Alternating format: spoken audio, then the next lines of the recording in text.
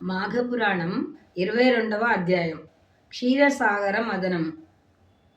కృష్ణమదనుడు జహ్ను ఋషితో ఇలా అంటున్నాడు: ఓ మహర్షి, మాఘమాస వ్రతం సామాన్యమైనది కాదు. ఏకాదశి వ్రతం, మాఘమాస వ్రతం రెండూ కూడా అశ్వమేధ యాగం చేసిన ఫలితాన్నిస్తాయి. ఈ వ్రతం చేసిన వారు కావాలనుకుంటే స్వర్గాధిపత్యం కూడా దక్కుతుంది. ఒకవేళ మోక్షం కావాలనుకుంటే మోక్షం దక్కుతుంది. ఈ మాటలు విన్నాడు జహ్ను మహర్షి. ఇప్పుడు అడుగుతున్నాడు: తిథులన్నింటిలోనూ ఏకాదశికి ఉన్న ప్రత్యేకత ఏమిటి? అసలు ఈ తిథికి అంత విశిష్టత ఎలా వచ్చింది? అశ్వమేధ యాగ ఫలితాన్నిచ్చే శక్తి ఆ తిథికి ఎలా వచ్చింది? గతంలో ఎవరైనా ఈ వ్రతం చేశారా? వివరాలు నాకు చెప్పండి అన్నాడు. కృష్ణమధుడు చెప్తున్నాడు: పూర్వకాలంలో అంబరీషుడు అనే ఒక మహారాజు ఉండేవాడు. ఆయన గొప్ప విష్ణు భక్తుడు. ఒకసారి నియమనిష్టలతో ఏకాదశి వ్రతం చెయ్యాలని సంకల్పించాడు. సంవత్సరంలో ప్రతి ఏకాదశి నాడు ఉపవాసం ఉండి శ్రీ మహావిష్ణువును పూజించి ద్వాదశి రోజున భోజనం చెయ్యాలి. ఇప్పుడు మహారాజు 23 ఏకాదశులు పూర్తి చేశాడు. 24వ ఏకాదశి చేస్తుండగా దూర్వాసుడు వచ్చాడు. చాలా ఆనందించాడు మహారాజు. మహర్షిని భోజనానికి పిలిచాడు. కాబట్టి అతనికి పెట్టకుండా తాను తినరాదు. ద్వాదశి వెళ్ళిపోతే వ్రతం ఫలించదు. అటువంటి స్థితిలో విజ్ఞుల సలహా మేరకు మంచినీరు త్రాగాడు రాజు. తిరిగి వచ్చాడు మహర్షి. రాజు నియమోల్లంఘన చేశాడు అని ఆయన మీద విరుచుకుపడ్డాడు. భీకరమైన ఒక కృత్యను ప్రయోగించాడు. అంబరీషుడు తన దగ్గర ఉన్న సుదర్శన చక్రాన్ని శరణు వేడాడు. సుదర్శన చక్రం దూర్వాసుడు ప్రయోగించిన కృత్యను సంహరించి ఆ కృత్యను ప్రయోగించిన దూర్వాసుడి మీదకు వెళ్ళింది. అది చూసి మహర్షి పారిపోయాడు. ముల్లోకాలు తిరిగాడు. వైకుంఠం పోయి శ్రీ మహానారాయణుణ్ణి శరణు వేడాడు. ఆయన అంబరీషుణ్ణి శరణు వేడమన్నాడు. దూర్వాసుడు తిరిగి వచ్చి అంబరీషుణ్ణి శరణు వేడి ప్రాణాలు దక్కించుకున్నాడు. ఓ జహ్ను మహర్షి, నీకు ఇంకొక కథ కూడా చెప్తాను, విను. పూర్వకాలంలో దేవదానవులిద్దరూ మందరగిరిని కవ్వంగా, వాసుకిని త్రాడుగా చేసుకుని క్షీరసాగర మదనం చేశారు. అలా సముద్ర మదనం చేస్తుండగా భయంకరమైన అగ్నిజ్వాలలతో కాలకూట విషం పుట్టింది. దేవదానవులిద్దరూ ఆ భయంకరమైన అగ్నికి తట్టుకోలేక అక్కడి నుండి పారిపోయారు. అప్పుడు వాసుదేవుడు వీరందరినీ శాంతపరిచి, భయంకరమైన ఈ విషయాన్ని శాంతింప చేయగలవాడు ఈశ్వరుడు ఒక్కడే. మీరు వెళ్ళి ఆయన్ని ప్రార్థించండి అన్నాడు. దేవదానవులిద్దరూ శివుణ్ణి పరిపరి విధాల ప్రార్థించారు.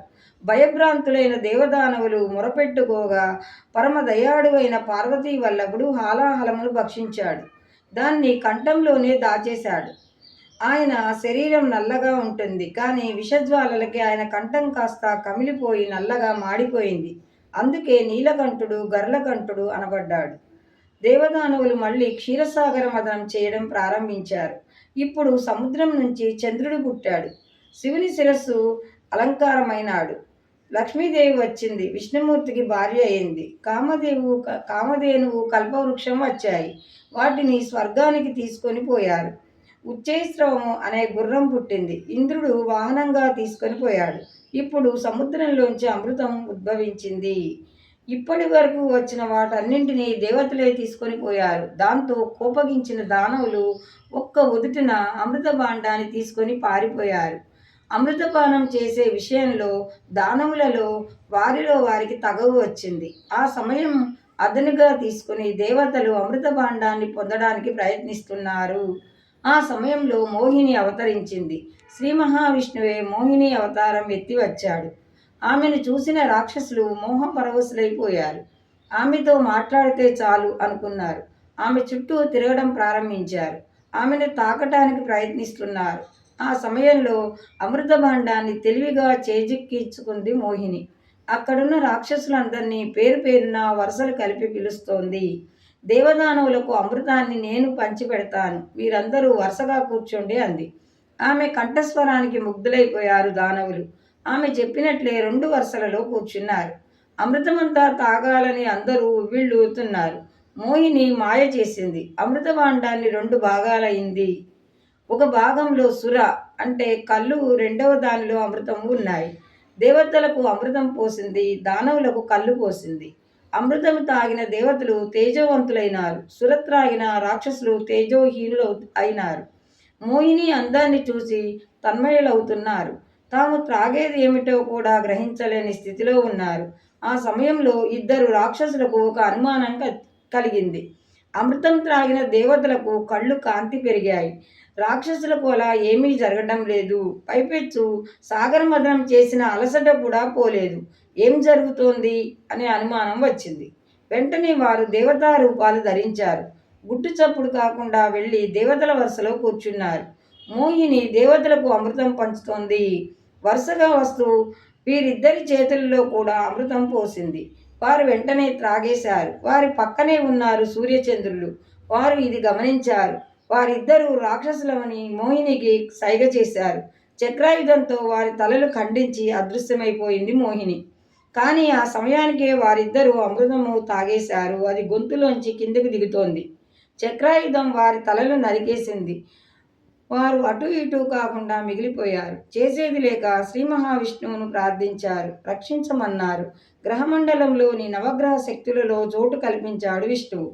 ఛాయాగ్రహాలుగా ఉండమన్నారు. అందుకే రాశి చక్రంలోని 12 రాశులలోనూ వీటికి స్థానం అంటూ లేదు. వీరే రాహుకేతువులు. శనిగ్రహానికి ప్రతీకగా రాహువు, కుజగ్రహానికి ప్రతీకగా కేతువు అయ్యారు. పౌర్ణమి నాడు చంద్రుని, అమావాస్య నాడు సూర్యుని మింగుతారు. అమృతాన్ని దేవతలంతా త్రాగేశారు. రాక్షసులకు ఒక్క చుక్క కూడా దక్కలేదు. కేవలము క్షీరసాగర మదనం చేసే శ్రమ మాత్రమే మిగిలింది. దాంతో రాక్షసులంతా కోపంతో ఊగిపోతూ దేవతల మీద యుద్ధం ప్రకటించారు. కానీ దేవతలు అమృతం త్రాగారు. వారి బలం పెరిగింది, తేజస్సు పెరిగింది.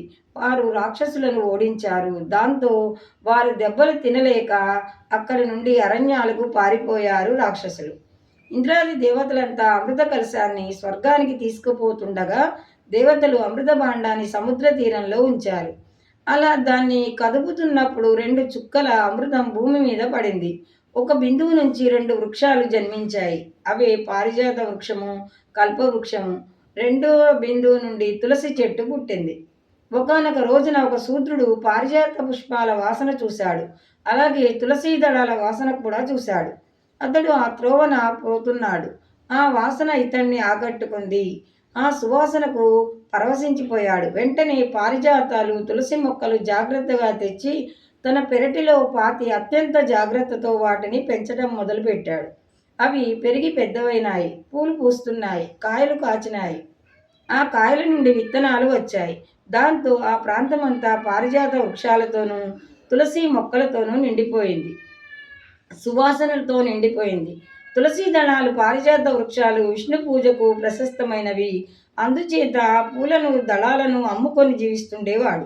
ఒక రోజున దేవేంద్రుడు విమానంలో ఆకాశ మార్గాన పోతున్నాడు. భూమి మీద నుండి కమ్మటి వాసన వచ్చింది. ఏమిటి ఈ వాసన? ఈ పరిమళం ఎక్కడిది అని పరీక్షగా చూశాడు. కింద భూమి మీద పారిజాతాలు, తులసి మొక్కలు కనిపించాయి. కిందకు దిగి పారిజాత పుష్పాలను కొన్ని ఏరుకొని తన లోకానికి పట్టుకొని వెళ్ళి తన భార్య సచీదేవికి బహుమానంగా ఇచ్చాడు. వాటి పరిమళానికి ముగ్ధురాలై ప్రతిరోజు పూజకు పారిజాత పుష్పాలు, తులసి దళాలు కావాలని అడిగింది. ఇంద్రుడు ఒక భటుని పిలిచి భూలోకంలో సత్రాజిత్తు తోటలోని ఆ పూలు తీసుకురమ్మన్నాడు. వాటిని ప్రతిరోజు తెస్తున్నాడు భటుడు. కానీ ఈ విషయం తోట యజమానికి తెలియదు. రోజు తోటలో పారిజాత పుష్పాలు తగ్గిపోతున్నాయి. ఎవరో వీటిని తీసుకుపోతున్నారు అని గ్రహించాడు. ఒకరోజు రాత్రివేళ కాపలా కూర్చున్నాడు. పారిజాతాలు రాత్రిపూట చెట్టు నుండి రాలి కింద పడిపోతాయి. కింద పడిన పూలనే ఏరుకోవాలి, అంతేగాని వాటిని చెట్టు నుండి కోయడానికి ఉండదు. ఈ కారణం చే తాను రాత్రిపూట కాపలా కాచాడు తోట యజమాని. ఇంద్రుని భటులు పుష్పాలు ఏరుకుంటున్నారు. అతన్ని పట్టుకోవడానికి ప్రయత్నించాడు సత్రాజిత్తు. దేవతలకు మానవాతీత శక్తులు ఉంటాయి. అందుకని భటులు తప్పించుకున్నాడు. అతన్ని పట్టుకోవడం ఎలాగా అని ఆలోచించాడు తోట యజమాని. ఒక మంచి ఉపాయం ఒకటి దొరికింది. ఆ మరునాడు శ్రీహరి పూజకు వాడిన పారిజాతాలు తెచ్చి తోట అంతా చల్లాడు. ఎప్పటిలాగానే తోటలో పూల కోసం వచ్చిన దేవత నేల మీద చల్లిన నిర్మాలిన్యాన్ని తొక్కాడు. అది మహాపాపం. దాంతో దేవభటుడికి దివ్యశక్తులు పోయినాయి. ఆకాశ గమన శక్తి కూడా పోయింది. ఆ సమయంలో యజమాని వచ్చి అతన్ని పట్టుకున్నాడు. ఇప్పుడు ఆ తోట యజమాని ఇంద్రభటునితో, నీవెవరు? ఇక్కడికి పూలను ఎందుకు తీసుకొని పోతున్నావు అడిగాడు. దానికి ఆ భటుడు, ఆర్య, నేను ఇంద్రుని భటుడను. సచీదేవి పూజకు పారిజాతాలు, తులసీ దళాలు తీసుకుపోతున్నాను అన్నాడు. ఆ మాటలు విన్న సత్రాజిత్తుకు నోట మాట రాలేదు. భటుణ్ణి వదిలేసి ఆలోచిస్తూ ఇంటికి వెళ్ళిపోయాడు. ఇంద్రభటునికి ఏ రకమైన శక్తులు లేవు కాబట్టి ఆ తోటలోనే ఉండిపోయాడు. 22వ అధ్యాయం సమాప్తం.